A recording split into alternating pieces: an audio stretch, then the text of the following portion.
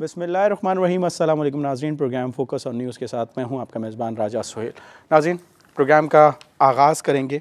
सबसे बड़ी और सबसे अहम ख़बर, साबिक़ गवर्नर पंजाब सलमान तासीर के बड़े साहबजादे शहबाज तासीर जो हैं वो चकलाक से जो बलूचिस्तान का एक इलाका है उससे हसास इदारों ने कार्रवाई करते हुए अगवाकारों से जो है वो बाजियाब करवा लिया। और अब से कुछ देर कबल जो है मेरी ख़ुद गुफ्तगू हुई है शहरियार तासीर साहब से, जो उनके भाई हैं छोटे, उनसे मेरी राब्ता हुआ तो उनसे ये जानने की कोशिश की गई कि किस तरह अब इस वक्त वो हैं और कहाँ पे मौजूद हैं। तो उनके ख़ानदान के ज़राए, मतलब उनके ख़ानदान की जानिब से ये बात सामने आई है कि वो मुकम्मल तौर पर सेहतियाब हैं और बिल्कुल नॉर्मल हैं और बिल्कुल कोई स्ट्रेस या उस तरह ख़्याल ये ज़ाहिर किया जा रहा था कि 4.5 साल के बाद शायद उनको कुछ स्ट्रेस हो या सेहत के हवाले से कुछ प्रॉब्लम्स हों। वो बिल्कुल सेहतियाब हैं। और इस मौके पर तासीर फैमिली ने खुदा का शुक्र अदा करते हुए कहा कि इन 4.5 साल के बाद जिस तरह इतनी बड़ी उनके लिए एक खुशखबरी आई है वो उसको बयान नहीं कर सकते। और इस मौके पर उन्होंने कहा कि वो हसास और हमारी अस्करी इदारों को वो ख़ास तौर पे उसका शुक्रिया अदा करते हैं। और ये भी कहना था, जब शहरियार साहब से गुफ्तगू हुई है शहबाज तासीर की, तो उन्होंने कहा कि मुझसे जब बात हुई तो नॉर्मल हालात में गुफ्तगू हुई। इनफैक्ट जो गुफ्तगू के दौरान उन्होंने पूछा कि पाकिस्तान की क्रिकेट के हालात के हवाले से बातचीत हुई है और बहुत नॉर्मल उन्होंने बिहेव किया। कहीं स्ट्रेस या इस तरह की चीज़ नहीं लग रही थी कि वो परेशान है या इस तरह का स्ट्रेस उन्होंने लिया हो। बहुत नॉर्मल और सेहत याबी के अंदाज़ में और सेहतमंद अंदाज में जो है उन्होंने गुफ्तगू की। तमाम फैमिली की बातचीत हुई है शहबाज साहब के साथ। और जो शहरियार साहब, आमना तासीर साहिबा और शहरबानो जो उनकी बहन है, उनके साथ उनका रब्ता हुआ और उन्होंने उनसे बातचीत की। जब उनके हवाले से बात की गई कि वो कब आपके साथ आके मुलाकात कब मुतवक्के है, तो शहरियार साहब का ये कहना था कि इस वक्त तो जो फ़्लाइट है वो अवेलेबल नहीं है, लेकिन अर्ली मॉर्निंग जो है वो इंशाअल्लाह ताला उनके दरमियान होंगे। तकरीबन 4.5 साल का एक तवील अरसा जो था वो गुज़रा है और एक बहुत बड़ी डेवलपमेंट हुई है, बहुत बड़ी एक खुशखबरी है तासीर फैमिली के लिए कि आज शहबाज तासीर जो है वो बाजियाब हो गए। 26 अगस्त 2011 को उनके ऑफ़िस के करीब से उनको अगवा किया गया था और ये इतना तवील अरसा रहा। मुख्तलिफ ख़बरें आती रहीं शहबाज साहब के हवाले से और शहबाज तासीर के लिए कहा गया, कभी ये कहा गया कि वो अफ़गानिस्तान में मौजूद हैं, कभी ये कहा गया शव्वाल में मौजूद हैं। हर दिन के साथ जो है एक कर्ब और एक परेशानी का जो है वो दिन गुज़रता था इस फैमिली के ऊपर। और वो तमाम फैमिली के जो मेम्बरान हैं वो इस वक्त शुक्रगुज़ार हैं खुदा के और उसके बाद हुकूमत पाकिस्तान और अस्करी क़यादत के। और उन्होंने कहा है कि अफ़वाज पाकिस्तान जिस तरह दहशत गर्दी की जंग में अव्वलीन दस्ते का किरदार अदा कर रही है वो काबिल तहसीन है।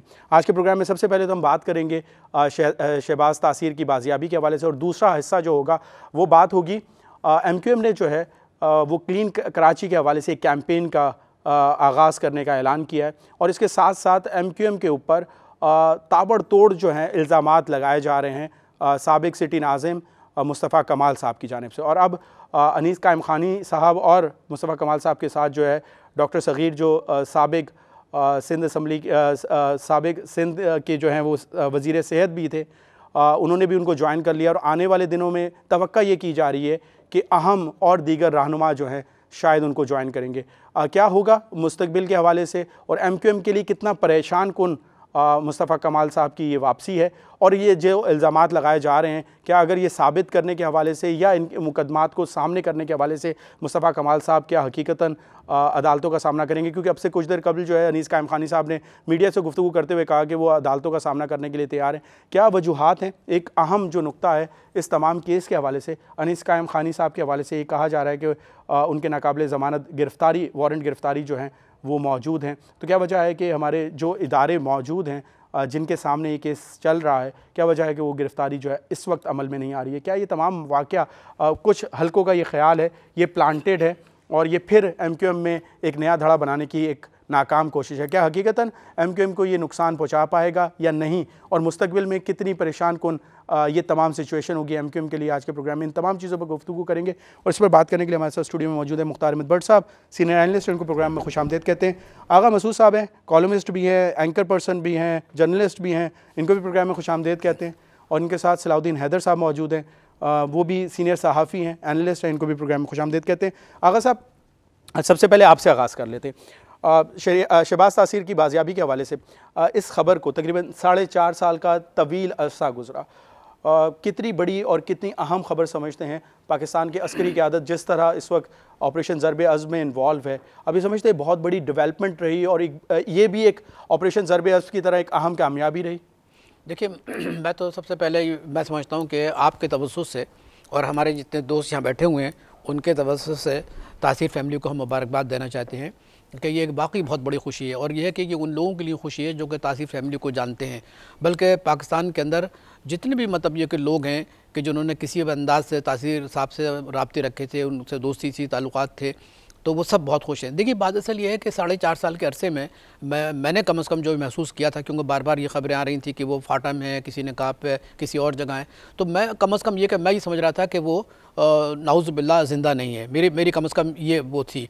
लेकिन इसके बाद ये है कि जब ये 4.5 साल के बाद अचानक आज जब ये ख़बर आई कि वो बाजियाब कर लिए गए हैं, और उसमें ज़ाहिर है कि पाकिस्तान की जो एजेंसीज़ हैं, पाकिस्तान की जो अस्करी क़यादत है, और ज़ाहिर है कि ये जो इन्फॉर्मेशन मिली है उसके ज़रिए मतलब ये कि वो वापस आए हैं, तो जो ख़यालात थे, वो जो मनफी ख़यालात थे कि खुदा न खास्ता वो इस दुनिया में नहीं रहे। देखिए, 4.5 साल का अरसा बहुत बड़ा अरसा होता है, दुनिया बदल जाती है, हालात बदल जाते हैं, वक्त बदल जाता है, बहुत सी चीज़ें ऐसी होती हैं कि लोग की सोच बदल जाती है। तो और मैं समझता हूँ कि उनके बहुत से फैमिली मेम्बर को मैं भी ज़ाती तौर पे जानता हूँ, वो भी बड़े मग़मूम थे और ये नाउम्मीद हो चुके थे कि अब उनको बाजियाब कराया जा सकेगा या नहीं, और वो भी इसी ख्याल के हामिल थे कि वो खुदा न खास्ता उनको कोई बड़ा नुकसान पहुंचाया वो इस दुनिया में। लेकिन अब ये है कि एक नई खुशी आई है, एक नई उम्मीद हुई है, और मेरा तो अपना ज़ाती ये ख्याल है कि इस सिलसिले में जिन लोगों ने इनको बाजियाब कराया, पाकिस्तान की अस्करी क़यादत ने, और जिन लोगों ने ये इन्फॉर्मेशन हासिल करने के बाद ये है कि उनको सेहत और सलामती के साथ वापस लाएँ, उनको सलाम करना चाहिए और उनको इनाम भी देना चाहिए कि ये इतना, देखिए, बहुत बड़ा कारनामा, ऐसे कोई मामूली, देखिए, इससे तो जो भी दहशतगर्द हैं जिसने अगवा किया उनकी भी तो हौसला शिकनी होगी ना, और फिर ये कि वो भी अदालत के सामने आएंगे, वो भी कटहरे में लाए जाएंगे, क्योंकि इतना आसान नहीं है कि सिर्फ उनको छोड़ दिया और जनाब वो आ जाएंगे, बल्कि वो लोग के जो इसमें शामिल थे, जिन्होंने ये सारे काम की जो मज़मूम कार्रवाई की, मतलब they will be the part of it, और यह है कि उनको अदालतों में लाना चाहिए और एक ऐसा मैसेज देना चाहिए कि भाई इस किस्म के लोग के जो जाने पहचाने लोग होते हैं, जो मुल्क की खिदमत कर रहे हैं, जिनके अपने एक विजन है मुल्क की खिदमत के सिलसिले में, अगर उनकी औलादों को या उनको आप नुकसान पहुँचाते हैं तो जाहिर है कि ऐसे लोगों को तो सख्त सज़ाएँ मिलनी चाहिए। ठीक है, आप क्या सलाउद्दीन हैदर साहब समझते हैं ये डेवलपमेंट जो कहा यह जा रहा था, कभी एक तासुर ये रहा, आपने यकीनन खबरें सुनी होंगी, पहले कभी मीडिया की खबरें ये जीनत बनी कुछ चैनल्स और अखबारात की कि वो बाजियाब होकर आ गए हैं और वो कहीं और हैं, फिर ये खबरें आई कि वो इस वक्त पाकिस्तान में मौजूद नहीं है, जब ऑपरेशन ज़रब-ए-अज़्म हुआ वो अफ़गानिस्तान उनको ट्रांसफ़र कर दिया गया, फिर खबरें ये आई कि इस वक्त जो पाक अफ़गान बॉर्डर है उस वक्त वहाँ पर मौजूद हैं, लेकिन बाजियाबी जो है वो कोयटा से हुई। देखिए, इसमें एक तो ये कि सबसे बड़ी बात है, मैं आगा मसूद से मेरे साथी हैं, ये इत्तेफाक करूँगा कि सबसे पहले हमें उनकी ख़ानदान अहल खाना को मुबारकबाद देनी चाहिए कि उनको एक बहुत बड़ी खुशी नसीब हुई है इतने अरसे के दराज के बाद। जो आपका सवाल है, मुख्तलिफ़ किस्म की अफवाहें गर्दिश करती रही हैं, कोई कहता था शवाल में, शुमाली वज़ीरिस्तान में, जनूबी वज़ीरिस्तान में, कोई कहता था अफ़गानिस्तान में, लेकिन आज जो कुछ अस्करी ज़राए को कोट करके चैनल्स कह रहे हैं वो ये कह रहे हैं कि साहब इनको लश्कर जंगवी ने अगवा किया था, और ये अस्करी ज़राए के ज़रिए बात की जा रही, उसके बाद इनको अलकायदा ट्रांसफ़र कर दिया गया और उसके बाद तालिबान के हवाले कर दिया गया। तो तालिबान अक्सर ये, अगर जब चेंज ऑफ हैंड होता है किडनैपिंग पे, जिसपे 50 करोड़ रुपए का वो मुतालबा किया गया था तावान, लेकिन उन्होंने फैमिली ने मना कर दिया था। तो अब 4.5 साल के बाद वो बखैर। अच्छा, अगर मैं ये करेक्ट कर दूं, मैं उनकी फैमिली के तरफ से ये थोड़ा सा करेक्शन दे दूं कि इस तरह की बात जो अभी तक मीडिया पे आ रही है ये भी अफवाह ही है, इसमें कहीं सदाकत नहीं। खैर, मुझे मालूम नहीं जो कहा जा रहा है, जी, मैं इसीलिए उसको करेक्ट कर रहा हूँ कि ठीक है, इसमें भी कोई सदाकत। शुक्रिया बहुत। जी जी। तो सबसे बात है कि हमें अल्लाह का शुक्र अदा करना चाहिए कि एक बच्चा जो कि इतना बड़ा नौजवान इंसान, इतना खूबसूरत हैंडसम आदमी, और जो कि बहुत ज़्यादा आपके बिज़नेस के लिए भी अच्छा साबित हो सकता है वो टेक ओवर करने के लिए, उसमें उनकी वापसी जो है एक चीज़ जाहिर करती है कि अफवाज पाकिस्तान जो है और उनकी इंटेलिजेंस इदारे जो हैं वो बहुत ज़्यादा अलर्ट है अब, और उन्होंने लेकिन आप नहीं समझते ये एक अहम अच्छा मौका है, मैं इस पर उस तरह की गुफ्तगू नहीं करना चाहता, लेकिन आप नहीं समझते जिस तरह आपने कहा कि जिस तरह ग्रुप्स के अंदर ट्रांसफ़र हुआ और उसके बाद कोयटा तक ये आए, मौजूद हुए या लाए गए, आप ये समझते हैं कि ये तमाम चीज़ें आ रही थीं और हमारे इदारे जो थे उस वक्त भी ये कार्रवाई हो सकती थी और जल्द ये चीज़ डेवलपमेंट होती शायद? देखिए, एक तो चीज़ जब एक आदमी अगवा किया जाता है, खराब राय तावान किया जाए या वैसे भी किया, कैसे भी किया जाए, या दुश्मनी भी किया जाए, जैसे आर्मी ऑफिसर्स भी अगवा हुए हैं, मारे भी गए हैं बहुत सारे, उसमें फिर एक चीज़ ये कि आप ट्रैक करते हैं उसको, आपके पास बहुत सारे वो सबूत आते हैं, कुछ शवाहिद आते हैं, कुछ नहीं आते, कुछ आपको इंटेलिजेंस मिलती, कुछ नहीं मिलती, तो आप एक ट्रैक पे रहते हैं उसके। लेकिन सवाल ये कि 4.5 साल के बाद अगर एक इंटेलिजेंस इदारे ने कोयटा से करीब से, कोयटा कुछ लाख बिल्कुल 20-25 मील के दूर पे है कोयटा से, वहाँ से मजाफात है कोयटा का, तो वहाँ से अगर निकाल लिया उन्होंने, ये बहुत बड़ी खबर है और उनको क्रेडिट जाता है आर्मी को और इंटेलिजेंस इदारों को। इंटेलिजेंस की खबर आ रही है कि इंटेलिजेंस को मिली थी उनकी जगह, तो बहुत ज़्यादा क्रेडिट जाता है उनको। और ये आर्मी की इंटेलिजेंस को कम से कम हमें फ़ख्र होना चाहिए कि उन्होंने एक बहुत बड़ी खुशखबरी किसी को सुनाई है। हमें उम्मीद है इसी तरह से यूसुफ रज़ा गिलानी साहब से सियासी डिफरेंसेस अपनी जगह पे, मेरी अपनी जाए कुछ भी हो, लेकिन उनके बेटे को भी अल्लाह करे किसी तरह खुशखबरी मिल जाए और वो भी निकल आए साथ। ठीक है, जी जी, बात असल ये कि आपको एक बात और समझ चाहिए। अभी सरताज अजीज़ साहब ने ये कहा है कि तालिबान की क़यादत जो है वो पाकिस्तान में है, यानी और आपको मालूम है, आप और हम सब कोयटा जाते हैं तो वो कोयटा में है, तो जब कोयटा शुरू इसी के नाम से, तो आप क्या समझते हैं कि इतना बड़ा बयान आया और अभी थोड़ी देर के बाद 15-20 दिन के बाद मुज़ाकरात शुरू होने वाले हैं, तो क्या आप इस एंगल से भी सोचिए कि इस बच्चे की जो बाजियाबी हुई है वो उस सिलसिले की भी एक कड़ी है कि जो सरताज अजीज़ साहब ने कहा है कि वो हमारे पास हैं और ये है कि हमारा थोड़ा बहुत इन्फ्लुएंस है और हम उनको इसलिए सपोर्ट करते थे कि इंडिया का जो वहाँ पर अफगानिस्तान के अंदर जो तरीक़ाकार है, हाँ, तो उसके सिलसिले में तो मैं समझता हूँ कि ये एक गुडविल भी है, मतलब ये कि एक तालिबान की तरफ से गुडविल भी है कि उन्होंने छोड़ दिया क्योंकि उन्हीं के पास सिर्फ बाजियाब हुआ है, छोड़ा। हाँ, अब बाजियाब हुआ, रिहाई जो है लफ्ज़ दुरुस्त नहीं होगा। नहीं, जैसे आप फरमाएं, आप बिल्कुल सही कह रहे हैं।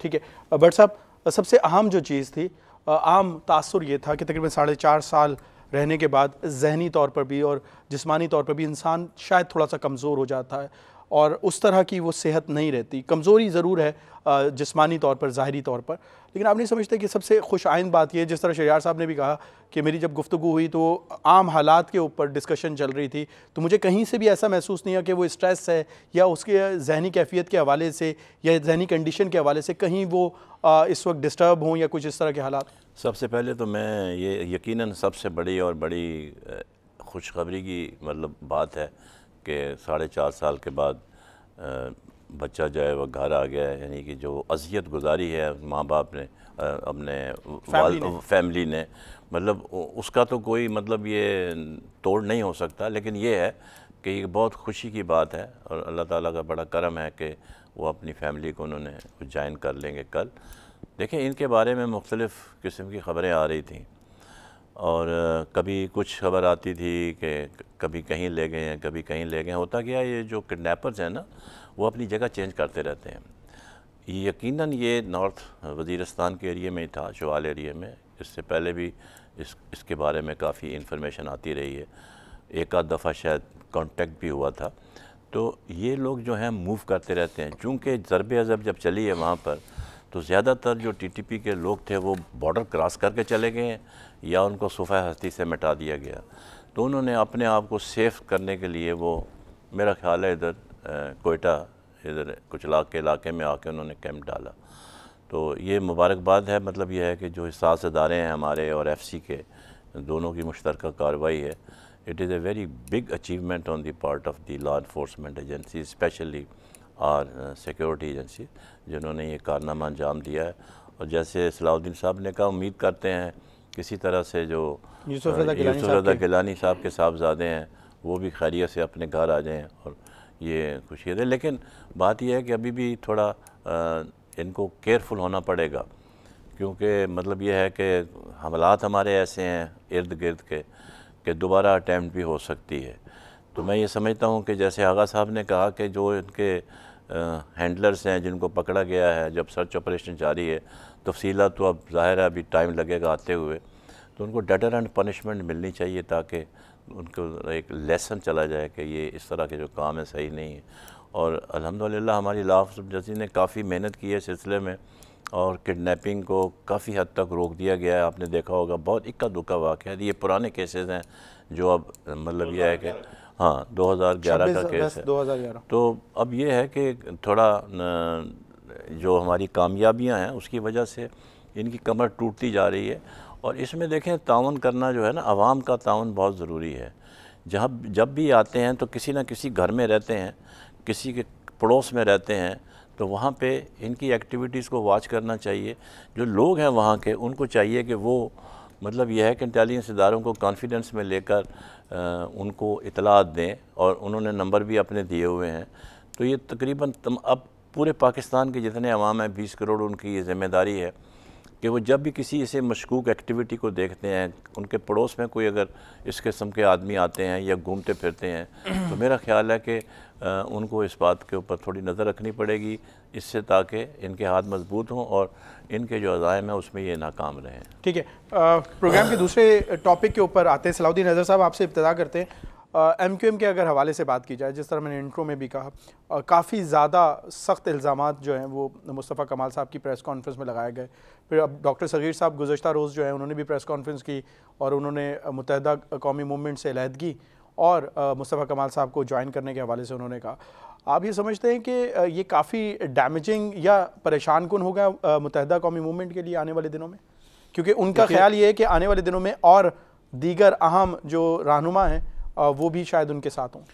देखिए, एक चीज़ मैं जानता हूँ, सबसे पहले तो ये चीज़ के बहुत सारे आपके जो तज्ज़िया निगार हैं वो 1992 और 2016 के बीच में कंपैरिजन कर रहे हैं। मैं इससे मुत्तफ़िक़ नहीं हूँ। ठीक है, उनकी राय है, मुझे उसका एहतराम है। 1992 और 2016 में 25 साल का फ़र्क है। 25 साल के अंदर दुनिया बदल चुकी है, हालात बदल चुके हैं, दुनिया नहीं, लेकिन ये सिर्फ सियासी माहिरीन या टीवी एंकर्स नहीं कर रहे, ये तो मुत्तहिदा कौमी मूवमेंट के अंदर से भी आवाज़ आ रही है। नहीं, मैं उनसे भी मुत्तफ़िक़ नहीं हूँ। ये चीज़ इससे पहले भी की गई जो कि नाकाम रही। मैं सवाल ये है कि मैं ये कह रहा हूँ कि कोई मुमासलत नहीं है, मुमासला ड्रॉ करना गलत है, कंपैरिजन ड्रॉ करना गलत है, इसलिए कि 2016 में बहुत बड़ा फ़र्क है। फिर 1992 जो ऑपरेशन हुआ वो आर्मी फ्रंट में थी, आसिफ नवाज़ और जनरल नसीर अख्तर बिल्कुल फ्रंट में थे उनके, और उस वक्त आर्मी जो ये PIB कॉलोनी से पहले जो लसबेला का ब्रिज पड़ता है वहाँ पे आफाक अहमद टैंक पे खड़े होकर स्पीच कर रहे थे, तीन अट्टी का। ऐसी कोई बात इनके दरमियान नहीं हो सकती। अगर हिडन हैंड है, पीछे से कोई बैकिंग है, वो और बातें हमें जब तक नज़र नहीं आती हम कह नहीं सकते, सबूत हमारे पास नहीं है। एक चीज़ सर, ये फिर अगर कोई पीछे कोई और तीसरी ताकत कोई नहीं है इनके पीछे, तो आप ये समझते हैं कि ये ओवरनाइट खुद रात को सो रहे थे, सुबह उठे और उन्होंने कहा कि चलते हैं यार जाके? नहीं, मैं इस पर भी इत्तेफाक नहीं करता, मैं इस पर भी इत्तेफाक। आप ये समझते फिर पीछे कोई है? मुस्तफ़ा कमाल साहब ने एक गलती की अपने बहुत बड़े बयान के अंदर, जी, जो उन्होंने प्रेस कॉन्फ्रेंस की थी 3 तारीख को, जहाँ उन्होंने इतने सारे इल्ज़ाम लगाए, एग्रेसिव रहे अल्ताफ़ हुसैन के लगे अल्ताफ़ भाई के खिलाफ। एक चीज़ वो गलती करेगा कि हमने 18-24 घंटे के अंदर ये सारा प्रोग्राम बनाया और चले हमारा ज़मीर जाग गया था। जो गलती वहाँ कर गई और जिसको पकड़ने की ज़रूरत है वो ये है कि उन्होंने कहा कि एक मैंने अपने साथी को फ़ोन किया कि मुझे एयरपोर्ट से पिकअप, बचपन के दोस्त को जिसको साथी को दोस्त को मुझे एयरपोर्ट से पिकअप लो। एक किराए का मकान ले ली, किराए का मकान 8 घंटे 12 घंटे 18 घंटे में नहीं मिलता। ये बहुत बड़ी टेक्निकल मिस्टेक है, जिसका मतलब प्लानिंग पहले से नहीं हो सकता सर, वो किराए के घर में रह रहे हो, उधर आके रह रहे हो, तो अब आप जो मर्जी अखज़ कर लें, ये आपका तज़िया। सवाल ये कि हम हक़ायक़ की बुनियाद पर जाएं तो 18 घंटे में किराया नहीं मिलता। जो किराएदार और डिफेंस जैसे इलाके में एक चीज़, अब 1.5 लाख रुपये महीने से कहीं किराया कहीं नहीं है छोटे मोटे मकान का। ये तो अच्छा खासा बड़ा मकान है। नहीं सर, फिर वो तीसरी कुव्वत कौन सी है? चले अब आप भी मुझे नहीं मालूम। मैं कह रहा हूँ कि मेरे पास शवाहिद नहीं है कि मैं कहूँ, लेकिन मुझे अंदाज़ा होता है कि लोगों को अंदाज़ा है कि मुस्तफ़ा कमाल अकेले नहीं हैं। इसलिए दूसरी चीज़, मुस्तफ़ा कमाल को मैं जाती तौर पर जानता हूँ, मेरे कैबिनेट कलीग रहे हैं, मेरे साथ काबीना में थे, उसके बाद वे मेयर 2005 में इलेक्ट हुए और 2000 तक मेयर रहे, लेकिन मेरी इनसे दोस्ती बहुत अच्छी थी। अब मैंने कोशिश की उनसे मिलने की, अब तक मेरी मुलाकात नहीं हो सकी ताकि मैं जान सकूँ कि भाई क्या मसला है। सवाल ये है कि MQM की प्रेस कॉन्फ्रेंस जो आप देखें, जो उन्होंने 3 तारीख को की, जब यह मुस्तफ़ा कमाल और अनीस खान खानी प्रेस कॉन्फ्रेंस की धुआंधार, उसके बाद कल जो अनीस डॉक्टर सगीर की प्रेस कॉन्फ्रेंस हुई, उसके बाद MQM ने आज प्रेस कॉन्फ्रेंस की। मैंने उस काम देखी नहीं मुझे, लेकिन मैंने जो वेबसाइट पे पढ़ा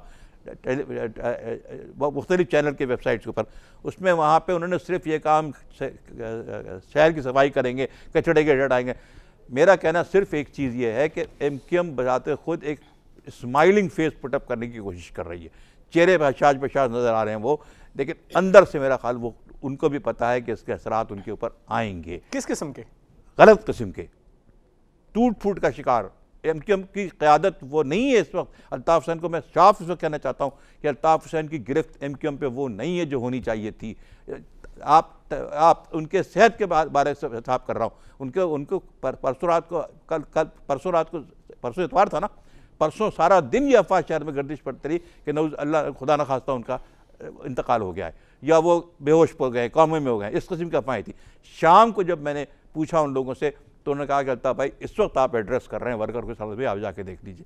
तो ये अफवाहें इस किस्म की आती हैं, अल्लाह करे वो सेहतियाब हो, हम दुआ गो हैं उनके सेहतियाब के लिए, गो कि उनके अमराज बहुत ज़्यादा हैं और मुसीबत में हैं उनके, और वो इंजेक्शन ले लेके काम करते हैं।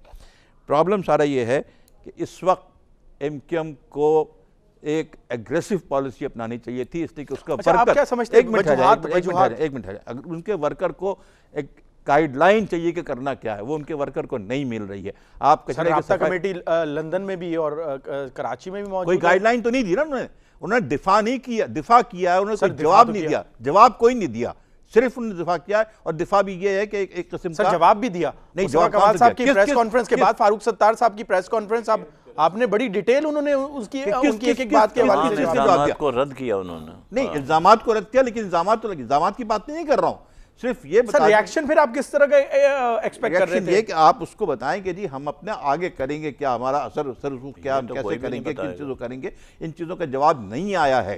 नहीं सर, वो एक पार्टी फॉर्म करने की बात की और मुत्तहिदा कौमी मूवमेंट से अलग होने की बात की, उसमें मुत्तहिदा कौमी मूवमेंट कैसे आइंदा का लाहे अमल देगा? वो तो नई पार्टी के जो बनाने वाले हैं उनको लाहे अमल देना है, मुत्तहिदा कौमी मूवमेंट को थोड़ी देना है। आपके ऊपर अटैक हो रहा है ना सर, उन्होंने डिफेंड किया, उन्होंने क्लियर किया आवाम के सामने भी, मीडिया के सामने दिफा का जवाब दिया, लेकिन दिफा किया उन्होंने, लेकिन जिस किस्म का जवाब चार्जेस लगाए गए थे उन्होंने सिर्फ, और ये सही बात है, मैं उनसे मुत्तफ़िक़ हूं MQM मुत्तहिदा कौमी मूवमेंट से, फारूक सत्तार से या आमिर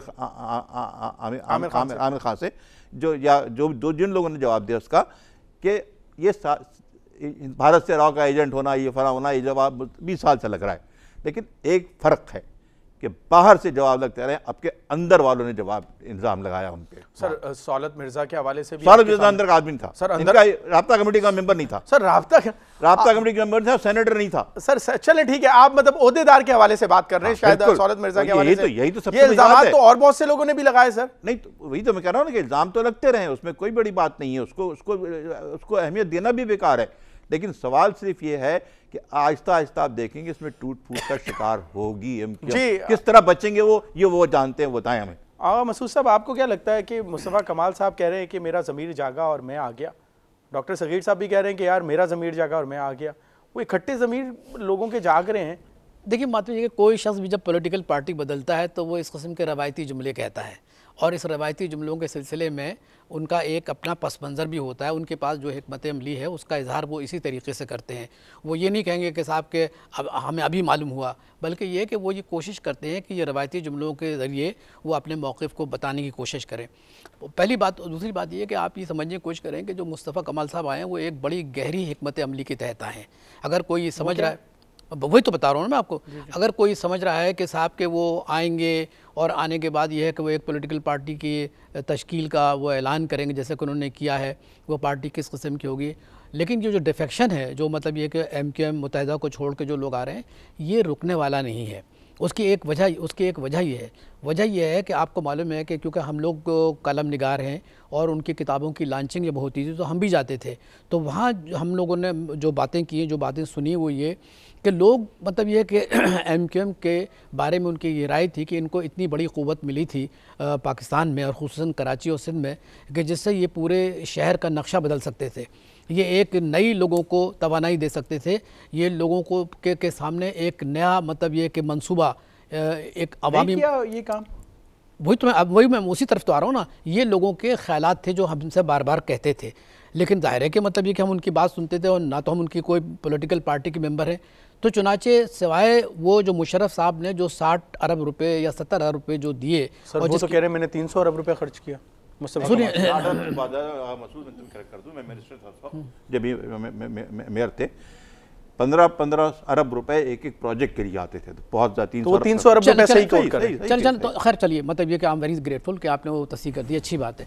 लेकिन मैं ये अर्ज़ कर रहा हूँ कि मुस्तफ़ा कमाल साहब के ज़रिए जिस किस्म का डेवलपमेंट कराची में हुआ, आपको याद है कि अगर ये फ्लाई ओवर वगैरह नहीं बनते तो विद क्या कहते हैं फंड्स तो मुशर्रफ साहब ने रिलीज किया। मैं ये कह रहा हूँ सर, विद फंड्स किए ना। हाँ, तो अब आपकी बात इम्प्लीमेंटेशन भी तो उसका होता है। ठीक है, मैं ये नहीं कह रहा कि वो काम नहीं हुआ, मैं ये कह रहा हूँ कि फंड्स की मौजूदगी के बाद हुआ। तो नहीं, आप कुछ कहना चाहते हैं, आप मजीद कुछ रोक रहे हैं, मतलब मुझसे आप बिल्कुल फ्रेंकली बात करें, क्योंकि देखिए मैं तो आम राइटर, ठीक है, मैं तो कॉलमिस्ट नहीं सर, मैं आपका तजिया बता तो रहा हूँ आपको। मैं आपसे अर्ज कर रहा हूँ कि मुस्तफ़ा कमाल साहब या जो तशरीफ़ लाए हैं, जिस तरीके से वो बात कर रहे हैं, उनका आप कॉन्फिडेंस देख रहे हैं आप, वो जिस तरीके से एंकर से बात कर रहे हैं और जिस तरह फ्रैंकनेस से बात कर रहे हैं। माफ़ कीजिए, इस किस्म की गुफ्तगू तो मैंने हकीकी के नुमाइंदों से नहीं सुनी थी, लेकिन जिस किस्म की गुफ्तगू ये कर रहे हैं, इसके अंदर तो बड़ा कॉन्फिडेंस है। अच्छा, बॉडी लैंग्वेज भी आपको बहुत सी चीज़ें सिखला देती है। मिसाल के तौर पर यह है कि जैसे XYZ, अगर वो मतलब बुझा हुआ है, या मतलब ये कि उस पर किसी किस्म का दबाव है, या जहनी तौर पर यह है कि वो बात अदा नहीं कर पाता। मैं इतने बड़े चैनल्स देख रहा हूँ गौर से, क्योंकि ज़ाहिर है हमें लिखना पड़ता है, और ये कि लिखना भी इसलिए पड़ता है कि कुछ थोड़ा बहुत, ताकि लोगों को हम बता सकें कि ये इस किस्म की बात है। तो उस बॉडी लैंग्वेज सुनिए, तो आप मेरी बात ही नहीं सुन रहे हैं, आप मुझे नहीं आगा साहब कंप्लीट कर लिए। एक चीज चाह रहा था कि आपकी तरफ से वो ऐड जरूर करवा नहीं, मैं आप मुझसे जो चाहे पूछ लें। देखिए, मैं तो आपसे कर रहा हूँ कि देखिए, I'm not the one actually on the payroll of any political party. वैसे कहते हैं मिसलीडिंग आप जो कर रहे हैं, तो हाँ, तो आप मिसलीड कर रहे हैं मुझको। मैं अर्जी कर रहा हूँ, मैं और यकीन करें, आप जो मिसलीड कर रहे हैं, तो मेरे वो जो जुमले जिस तरीके से निकलते हैं ना, वो भी बेचारे टूट का शिकार हो जाते हैं।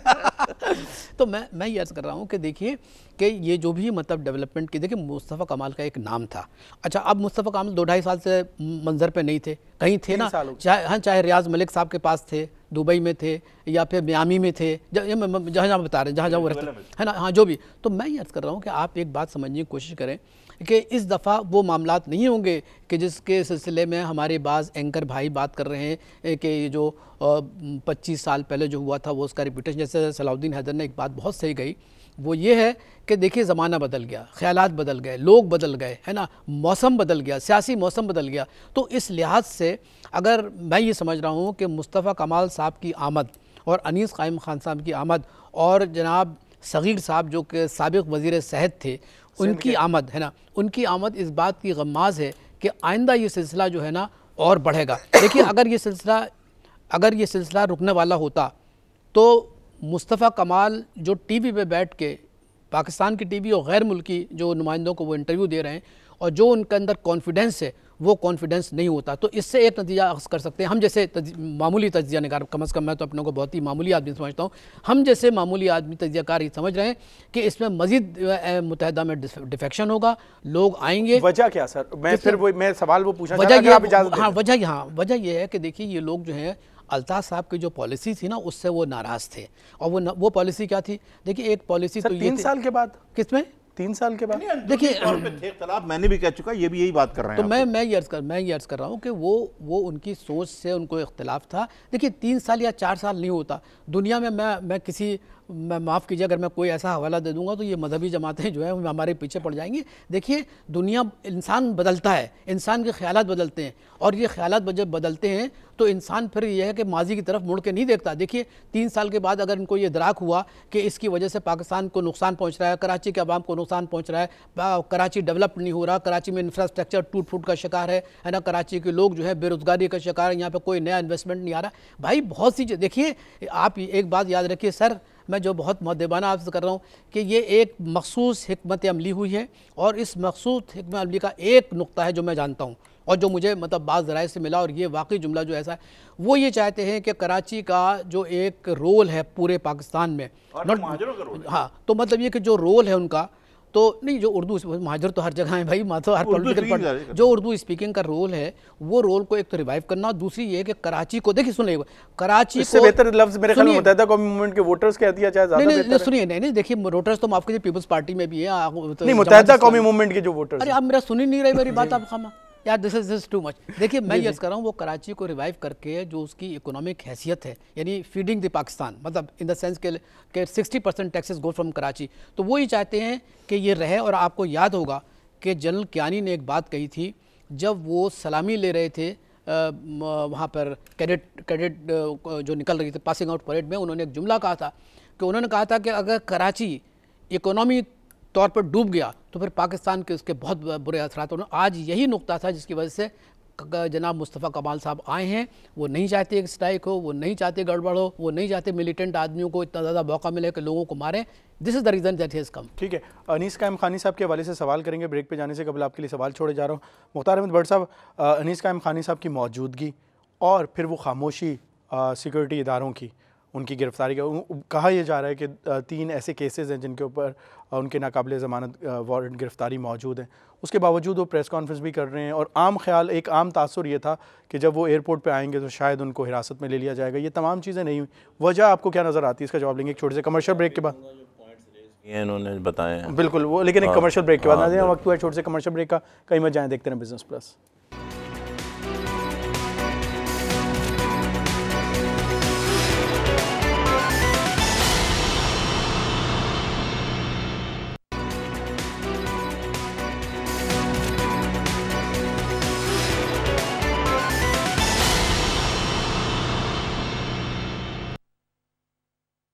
वेलकम बैक नाज़रीन। ब्रेक पे जाने से कबल जो है मुख्तार अहमद भट्ट साहब से हमने एक सवाल किया कि अनीस कायम खानी साहब के हवाले से एक आम तासुर जो है सियासी माहिरीन की जानिब से ये था कि उनकी कराची में जब वो मौजूद होंगे तो शायद जो हमारे सिक्योरिटी इदारे हैं वो उनको हिरासत में ले लेंगे। लेकिन हमने देखा कि उन्होंने प्रेस कॉन्फ्रेंस भी की और आज भी वो जो हैं इस तरह की कोई कार्रवाई अमल में नहीं आई। और उनके हवाले से ये है कि वो 2 से 3 केसेस के अंदर उनके नाकाबिले ज़मानत वारंट गिरफ्तारी है। तो ये किस तरफ इशारा कर रहा है ये चीज़? देखिए बात सुने, इस बदकिस्मती से इस मुल्क का जो सबसे बड़ा अलमिया वो ये है कि यहाँ पे रूल ऑफ लॉ नहीं है, ये सेलेक्टिव अकाउंटेबिलिटी है और इंस्टीट्यूशनल डिस्टिंक्शंस हैं, और इससे हम अपनी जान नहीं छुड़ा सके हैं। तो 60 साल से मैं यही देख रहा हूँ, इसमें कोई पेशरफ नहीं हुई है। आपके चीफ़ जस्टिस ऑफ पाकिस्तान ने अभी हालिया उनके जो आप बयान देखें तो उन्होंने इसके ऊपर से पर्दा उठाया है और काफ़ी मतलब इसके ऊपर उन्होंने बात की है। मैं रिपीट नहीं करना चाहता, हाँ बहुत सख्त तंबी की है और मैं हाँ जी हाँ कल जिक्र किया था। तो देखें बात यह है, जैसे आपने कहा कि मैंने जैसे कहा कि भाई क्यों नहीं उनको गिरफ़्तार किया गया। एक आदमी ऑफेंडर है, इश्तिहारी मुलज़म है, तो how can he sit in the press conference? यानी कि आप उन्होंने लेकिन आज की प्रेस कॉन्फ्रेंस में मीडिया ब्रीफिंग में उन्होंने कहा कि मैं तो अदालतों का सामना करूंगा। या अदालतों का फैसला सामना करना इज़ डिफरेंट। मैं भी अदालतों का फैसला सामना करने को तैयार हूँ, आप भी तैयार हैं, सब तैयार हैं।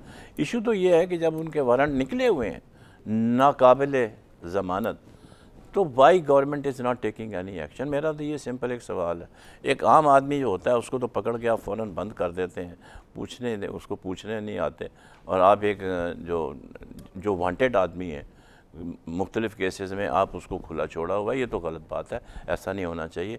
इससे फिर क्या मतलब ज़ाहिर होता है, फिर जो र्यूमर्स चलते हैं मार्केट के अंदर उनको फिर तक़वियत मिलती है कि इनके पीछे किसका हाथ है, क्यों है, ऐसा क्यों किया गया है। दूसरा बात हो रही थी, आगा साहब ने कहा, मेरे मोहतरम दोस्त भी हैं बड़े पुराने, कि डेवलपमेंट जो है वो उनके ज़माने में हुई है।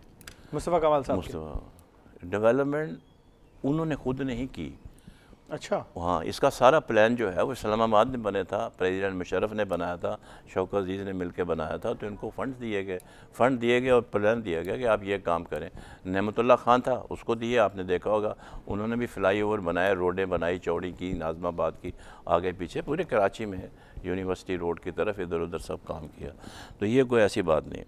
अब इन्होंने कहा कि उसके अंदर बड़ा कॉन्फिडेंस है मुस्तफ़ा कमाल के अंदर। मैंने आज तक दुनिया में जितनी भी रिसर्च की है, मुझे कोई ऐसा बैरोमीटर नहीं मिला, ना मेरी नॉलेज में है, ये रोशनी डाल सकते हैं, जिससे आप डिटरमिन कर सकें कि बहुत कॉन्फिडेंस हो गया। सर उनका कहने का मकसद ये था, मैं अगर जितना समझाऊं, वो ये कह रहे थे कि मीडिया का जिस तरह उन्होंने फेस किया, सहाफियों के सवालात के जवाब दिए, अभी हम भी कंफ्यूजन का शिकार, हम रोज आपको फेस करते हैं बैठ के यहाँ पर, ये क्या बात हुई? हम अपनी रोज फेस करते हैं आपको, बड़ा सबसे इल्जाम लगा रहे हैं आप। उसके बाद ये कहा उन्होंने, वो मेरे सवालात के हवाले से कह रहे हैं। हाँ, सवालात के बाद उससे इसके अलावा उन्होंने कहा जी इख्तलाफात उभर कर आ गए।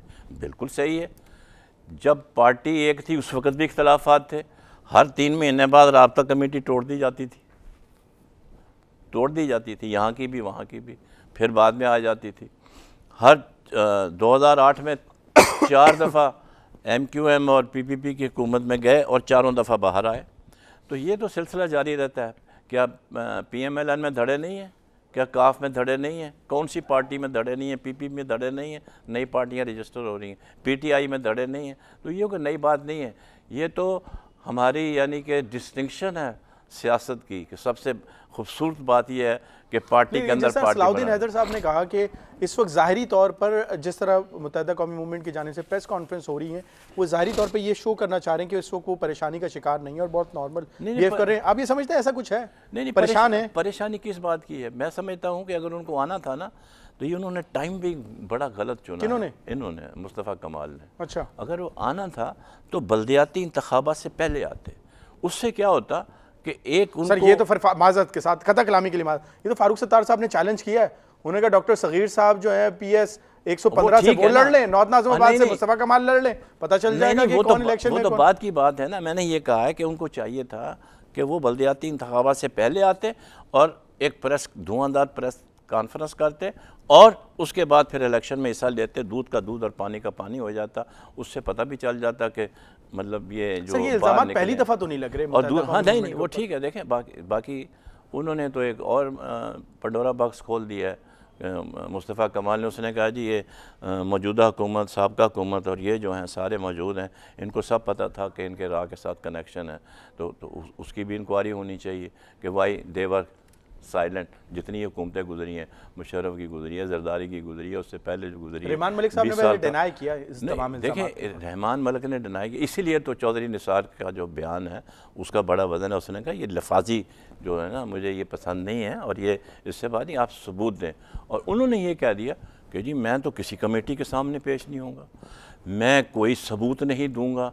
तो भाई ऐसे तो फिर रोज़ाना आप देखें TV चैनल के ऊपर, मेरा ख्याल है कोई ऐसा नहीं होगा चैनल, निजी चैनल जो है, जिसके अंदर रोज़ाना लोग पलथरा लेके ना बैठे हों।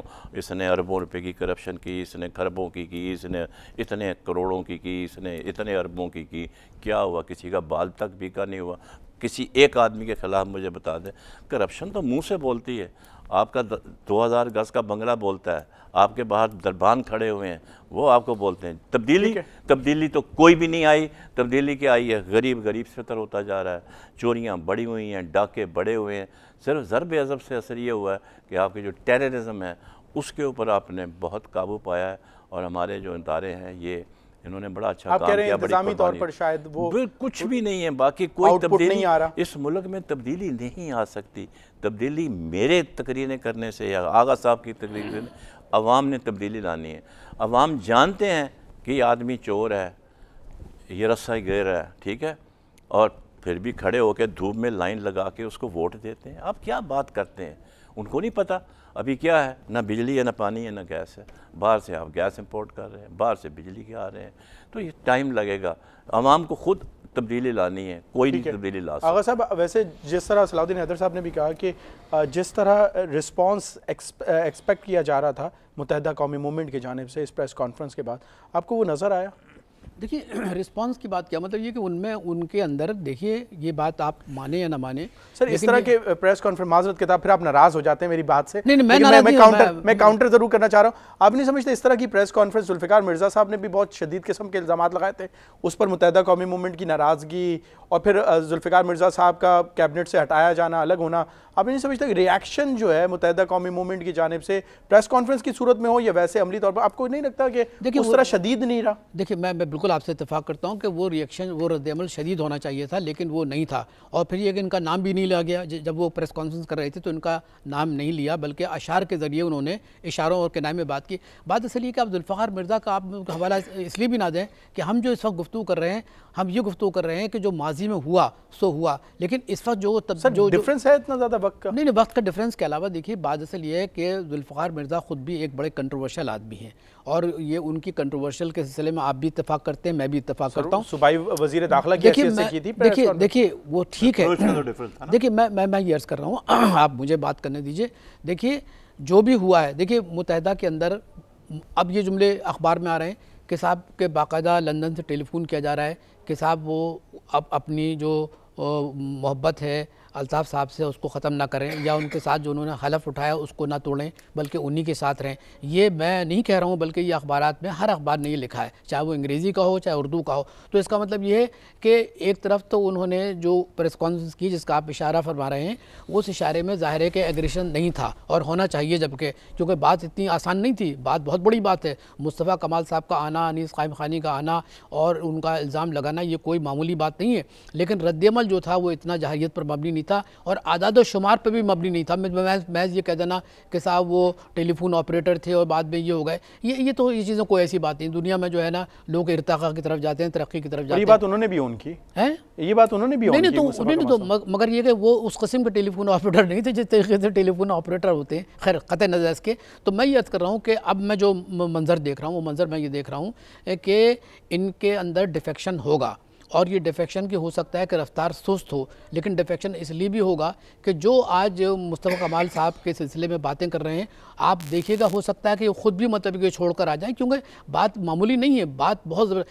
अच्छा, टाइमिंग की बात की हमारे मुख्तार भट्ट साहब ने। मुख्तार भट्ट साहब मेरे लिए बड़ी अहमियत के हामिल हैं और हमारे इनसे एक किस्म का मतलब ये कि एक रिश्ता भी रहा शहदादपुर के हवाले से।